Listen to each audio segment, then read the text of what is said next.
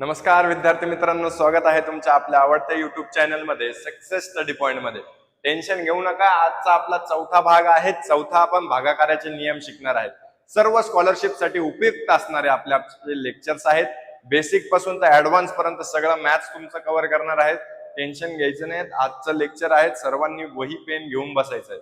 सगळ्यांना आजचे नोट्स काढायचे आहेत आणि काही प्रॉब्लेम असला तर आमच्याशी संपर्क साधा.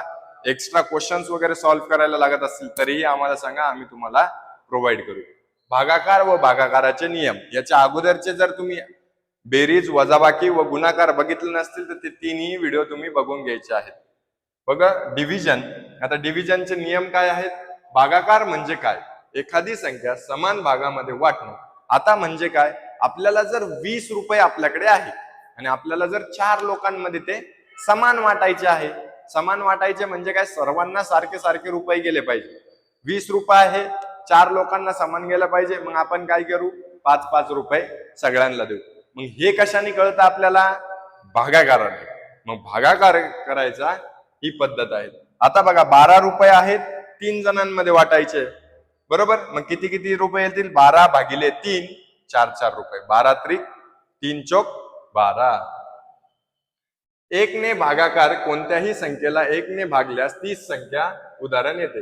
म्हणजे कोणत्याही संख्येला जर एकने भागलं तर तीच संख्या उत्तरात येत असते. म्हणजे 45 भागिले 1 उत्तर येतं 45.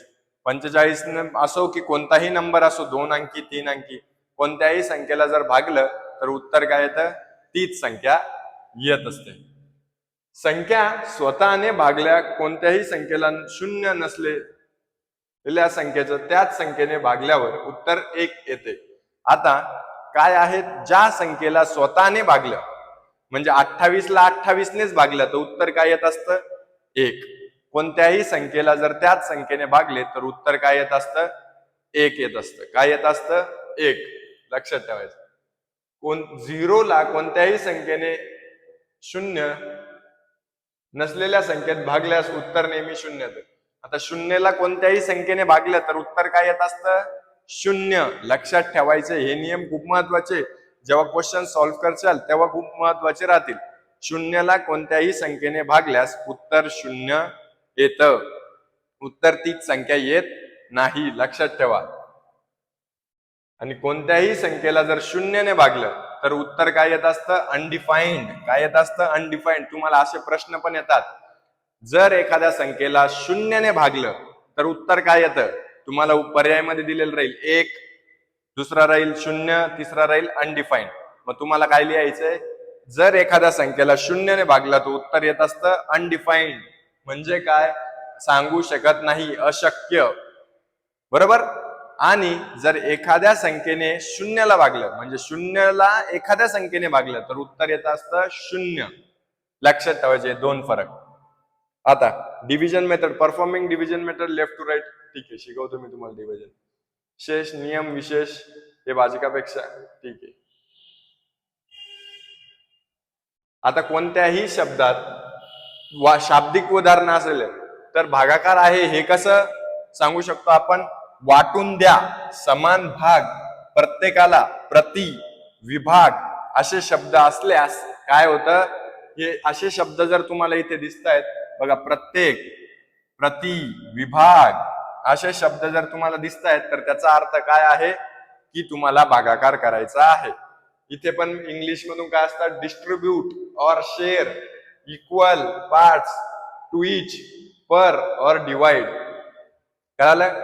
आता भागाकार सांगतोय, भागाकार कसा करायचा. भागाकाराचे व्यवस्थित नियम लक्षात ठेवायचे काय आहेत? आता लक्षात घ्या. 6 भागिले 24. 6 भागिले 24. 6 चौक किती होतात? 24. 6 4 जा 24 आणि या दोघांमध्ये करतात सबट्रॅक्शन. उत्तर आलं 0 0. आता ह्या जो वरचा असता त्याला म्हणतात क्वोशंट. हा असतो त्याला म्हणतात डिवायझर आणि हा असतो त्याला म्हणतात डिव्हिडंट. म्हणजे याला म्हणतात उत्तर आणि हे जे असतं त्याला म्हणतात रिमाइंडर, बाकी. अशा गोष्टी असतात. भाजक, भाज्य, रिमाइंडर, बाकी. कळालं? आता जर आपलं हे उत्तर बरोबर आहे का नाही हे जर आपल्याला चेक करायचं तर ह्या दोघांचा गुणाकार करून बघायचा. साइन चौक किती होता? 24. नेहमी लक्षात ठेवायचं. प्रत्येक याच्यात मी सांगणार आहे, जेव्हा उत्तर खाली 0-0 येतो मग आपण असं म्हणू शकतो की या संख्येला येणे काय जातो? पूर्ण भाग जातो. पूर्ण भाग जाणे म्हणजे काय? बाकी काय उरणे? 0 उरणे. बाकी जर 0 उरते तर आपण म्हणू शकतो की या संख्येला पूर्ण भाग जातो. 6 ने 24 ला पूर्ण भाग जातो. लक्षात आलं? आता 8 ने कशाला द्यायचंय आपल्याला? 48 ला. बरोबर? आता लक्षात घ्यायचंय, इथे काय आलं? 4 आलंय. बरोबर? मग 8 पेक्षा 4 काय आहे? छोट आहे. तर काय करायचं? मग 48 द्यायचं. 8 सक 48. उत्तर काय आलं? 0. आता बरोबर ह्या दोघांची मल्टिप्लिकेशन जर हे आलं तर हे उत्तर बरोबर आहे. 12 7 84. बरोबर? आता पुढचं बघा. आता 2 संख्या आहेत. तर 2 संख्यांना काय आहेत? आता 12 भागिले काय? 144. आता जर तुम्हाला माहित असेल 144 12चा काय? 12चा वर्ग 144. तर काय? 12 एका 12. उरले किती? 14 - 2 2. मग 4 आले खाली. 12 दुनी 24.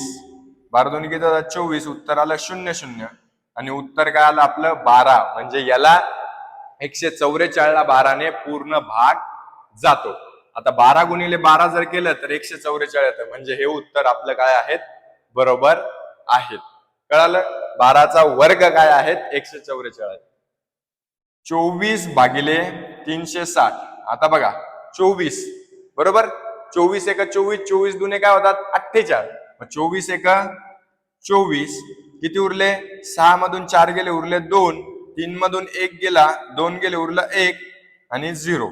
आता मला सांगा, आता 120 आलं. तुम्हाला काय होतं? शोधायला अवघड जातं. 24चा पाडा तर तुमचा कोणाकोणाचा पाठ नसतो. मग 4चा पाडा म्हणायचा. 4च्या पाडात एकक स्थानी म्हणजे उजव्या बाजूला एकक स्थानी 0 असणारा नंबर कोणता? 4 एका 4, 4 दुने 8, 4 त्रिक 12, 4 चौक 16, 4 पंचे 20. मग काय करायचं? 24 ला 5 ने गुणायचं.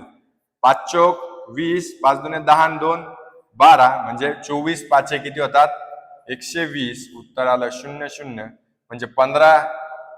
आता बघा हे दोघं आहेत. मग काय आलं? 360. उत्तर काय आलं? 15. मग 24 गुणिले 15. 15 चौक 60. 15 दुने 30 प्लस 6 36. बरोबर? जे सांगतोय ते आपण काय करतोय? बरोबर करतोय. म्हणजे याचा आणि याचा जर मल्टिप्लिकेशन केली तर आपलं डिव्हिडंट आन्सर येत असतं. अशा प्रकारचा गुणाकार तुम्हाला करायचा आहे. गुणाकारात अजून काही नियम तुम्हाला सांगायचे आहेत. भागाकारात काही मी पॉइंट्सच्या याच्यात तुम्हाला सांगणार आहेत आणि काही याच्यात मी तुम्हाला सांगणार आहेत. कळालं? हे काही उदाहरणं आहेत तुम्हाला. आता बघा 25 भागिले काय आहेत? 900 आहेत. बरोबर? आता 25 दुने 50, 25 त्रिक 75. कारण की 25 चौक 100 होतात. मग 0 मधून 5 जात नाही. तुम्हाला वजाबाकीमध्ये शिकवलंय मी. 0 मधून 5 जातात का?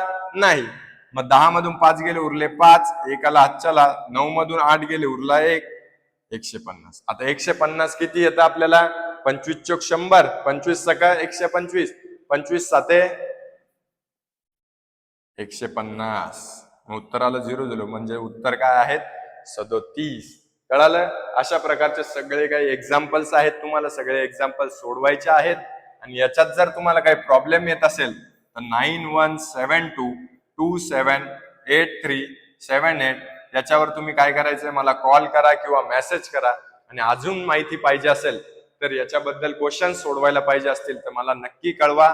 काही हेल्प असो, सक्सेस स्टडी पॉइंट तुम्हाला हेल्प करायला तयार आहेत.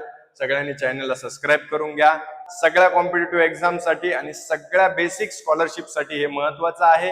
आणि तुमच्या विद्यार्थी मित्रांमध्ये, तुमच्या शिक्षकांना, तुमच्या ग्रुपमध्ये नक्की शेअर करा. थँक्यू.